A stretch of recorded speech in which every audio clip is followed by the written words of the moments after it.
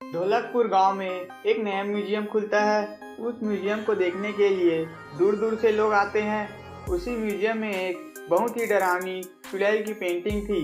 उस पेंटिंग को देखने के लिए ढोलकपुर से 3 दोस्त राहुल, मनीष, राजू उस पेंटिंग को देखने जाते हैं। राहुल कहता है कि ये म्यूजियम वाले पागल हैं, कोई चुड़ैल की पेंटिंग को म्यूजियम में कैसे रख सकता है। मनीष कहता है क्या बेकार की पेंटिंग है। राजू कहता है इस म्यूजियम में सब कुछ अच्छा है, लेकिन यह मनुष्य पेंटिंग के कारण सभी लोग डर कर म्यूजियम से चले जा रहे हैं। वह पेंटिंग बहुत ही डरावनी थी। अगले दिन पता चलता है कि राहुल रात से अपने घर से गायब है। राहुल की पत्नी तुरंत ही डिटेक्टिव शिवम को बुला लेती है। डिटेक्टिव शिवम कहता है कि तुम लास्ट टाइम राहुल को कब देखा था। तो वह बताती है कि वह घर का सामान लेने के लिए दुकान गए थे, लेकिन बहुत रात हो गई थी और वह घर नहीं आए। तो मैंने आस पड़ोस के लोगों से पूछा तो वह बता रहे थे कि वह रात के समय म्यूजियम में जाते देखा। डिटेक्टिव शिवम तुरंत ही कान निकालकर म्यूजियम में पहुंच जाता है। वह उस म्यूजियम को अच्छी तरह से देखता है। वहां राहुल उसे नहीं मिलता। वह आस पड़ोस के लोगों से पूछताछ करता है। लालू राम बताता है कि कल रात में दुकान गया था सामान लेने, तभी राहुल को म्यूजियम जाते देखा। पकलू बताता है कि मुझे इस बारे में कुछ नहीं पता। शिवम अपने ऑफिस में जाकर सोचता है जरूर राहुल का कोई दुश्मन होगा जिसने ये सब कुछ किया होगा। अगले दिन शिवम को कॉल आता है कि गांव से एक और आदमी गायब हो गया है। वह राहुल का दोस्त था। शिवम वहां पहुंचकर उसकी पत्नी से पूछताछ करता है। वह बताती है कि कल रात वह अचानक से उठकर म्यूजियम की ओर चले गए, तभी से वह वापस नहीं लौटे हैं।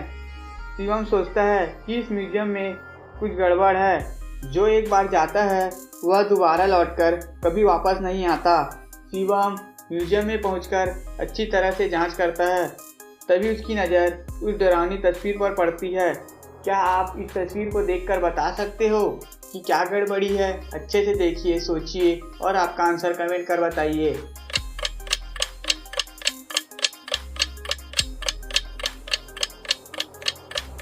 ध्यान से देखिए, पहले तस्वीर में चुड़ैल के मुंह में खून नहीं था, लेकिन दूसरी तस्वीर में चुड़ैल के मुंह में खून लगा हुआ है। 3 दोस्त में 2 दोस्त गायब हो गए हैं।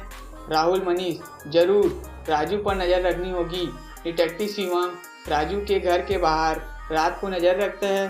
रात के 2 बजे राजू म्यूजियम की तरफ चलने लगता है। डिटेक्टिव शिवम उसका पीछा करता है। राजू तस्वीर के अंदर चला जाता है। डिटेक्टिव शिवम भी उसके पीछे पीछे वहां चला जाता है। डिटेक्टिव शिवम कहता है यह जरूर चुड़ैल की दुनिया है। राजू चलते चलते चुड़ैल की झोपड़ी पर पहुंच जाता है। डिटेक्टिव शिवम पेड़ के पीछे छिपकर चुड़ैल की बातें सुनता है। चुड़ैल कहती है आ गया राजू तू, मैं तेरा ही इंतजार कर रही थी। तभी राजू को होश आता है। कहाँ आ गया मैं? मुझे इस चुड़ैल से बचाओ। मैं तुम्हारे 2 दोस्तों का पहले ही बलि दे चुकी हूँ, तीसरे तुम हो। 2 और की बलि देकर मैं अमर हो जाऊंगी। यह कहकर चुड़ैल अपने अगले शिकार को पकड़ने के लिए चली जाती है। डिटेक्टिव शिवम राजू को पिंजरे से छुड़ा लेता है और कहता है यदि हम यहाँ से भाग गए तो वह और किसी को लाकर मार देगी और अमर हो जाएगी।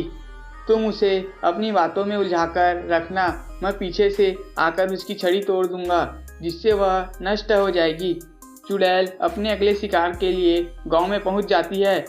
क्या आप यह सीन देखकर बता सकते हो कि चुड़ैल कौन से घर में जाएगी? ये अभी अच्छे से देखिए, सोचिए और आपका आंसर कमेंट कर बताइए।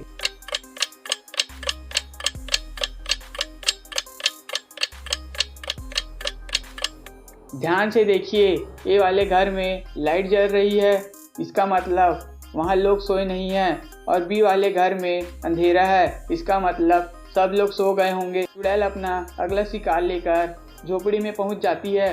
राजू कहता है कि मैंने सुना था कि चुड़ैल बहुत ही शक्तिशाली होते हैं, वह जब चाहे रूप बदल सकते हैं। हाँ, मैं कोई भी रूप बदल सकती हूँ। मरने से पहले मेरी आखिरी इच्छा पूरी कर दो। चुड़ैल, मैं तुम्हें चूहा बनते देखना चाहता हूँ। चुड़ैल कहती है, मैं तुम्हारी शिक्षा को जरूर पूरा करूँगी। जैसे चुड़ैल रूप बदलकर चूहा बनती है, डिटेक्टिव शिवम पीछे से जाकर उसकी छड़ी तोड़ देता है। छड़ी टूटते ही वह जल जाती है। राजू, रमेश और डिटेक्टिव शिवम तस्वीर के बाहर आ जाते हैं।